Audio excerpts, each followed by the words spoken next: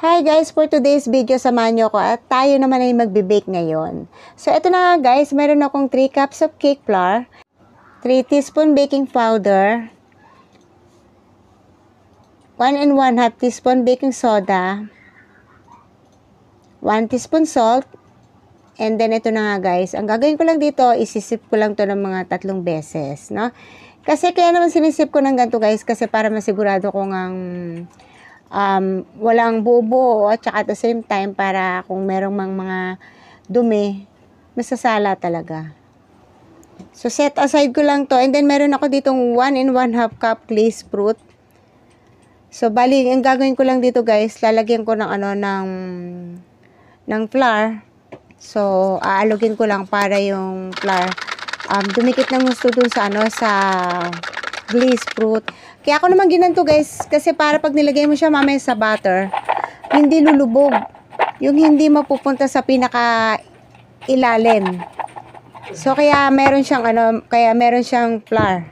So meron ako ditong 1 cup evaporated milk and then nilagyan ko ng 1 tablespoon vinegar. Set aside ko muna to at ito na mag-uumpisa na ako. Meron akong 1/2 cup of softened butter.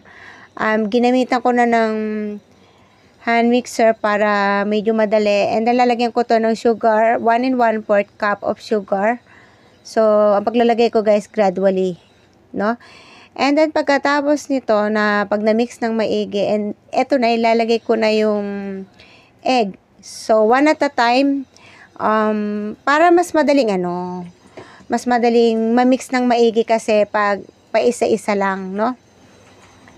Pwede ka rin gumamit ng wire whisk, no? Mas maganda pa nga actually yung wire whisk kasi medyo na-exercise yung kamay mo, no? Kaya lang medyo nagmamadali ako ngayon kasi meron pa akong gagawin. So anyway, eto na smooth na. So ilalagay ko na yung evaporated milk. So, haluin ko lang maigi to. Alam niyo ba guys, kaya ko lang naman naisipan gumawa ng tutti frutti flavor, no? Kasi para maiba yung baon ng kids. Kasi usually baon nila chocolate flavor, mocha flavor. So, this time naman, sabi ko nga tutti frutti flavor kasi gusto rin nila yung flavor nito sa biscuit, sa candies meron to eh. So sabi ko, sige, gawan ko kayo ng tutti frutti flavor. Kung mapapansin mo, hindi ko hinalo na kagad, no, yung ibinuhos lahat yung dry mixture dito sa wet mixture. Kasi pag ibinuhos ko lahat, mahihirapan akong haluin. So, medyo konti-konti lang hanggang sa matapos nating ma-mix lahat. Kasi nas madali yung ganong proseso kesa yung bibiglain mo.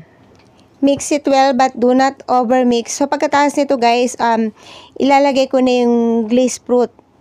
So syempre ito, alalay na lang yung halo. Konting halo na lang. And then ito na, isasalin ko na dito sa baking pan. Nilagyan ko ng parchment paper sa ilalim para mamaya pag naluto, hindi ako mahihirapang tanggalin tong loaf bread na ginawa ko. Ready na to, naka-preheat na yung oven ko and then sinet ko na sa 160 degrees Celsius. So, for about 40 to 45 minutes or until it's done. So, i-check na lang natin mamaya kung luto na ba. Kasi minsan depende guys sa oven, no?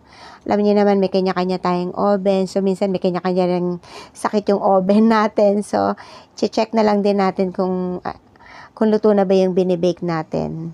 So, ito na nilagyan ko ng glazed fruit sa ibabaw. So, parang medyo na parami nga eh. So, ito na guys. So, isasalang ko na at aantayin ko na lang maluto. Tip lang, wag nyo lang po kagad bubuksan sara yung oven. Kasi mangyayari, hindi magiging maganda yung yung pagkaluto nung binibake nyo, no? So, i-check nyo lang yan pag halos patapos na yung oras nung binibake nyo. So, ito iti-test ko kung okay na. So, tutusukin ko na skewer. Pag inangat mo yung skewer at hindi na basa, dry na yung skewer mo, it means luto na yung binibake mo. So, yun na nga guys. So, eto na, luto na to. Yay! Ang bango-bango na. Habang mainit pa, babrushan ko ng butter. Syempre, para it adds flavor and then para nas maganda yung itsura na shiny. At bago tayo magtapos, magpapasalamat po muna ako sa inyong lahat. As always, Thank you very much guys for always watching my videos.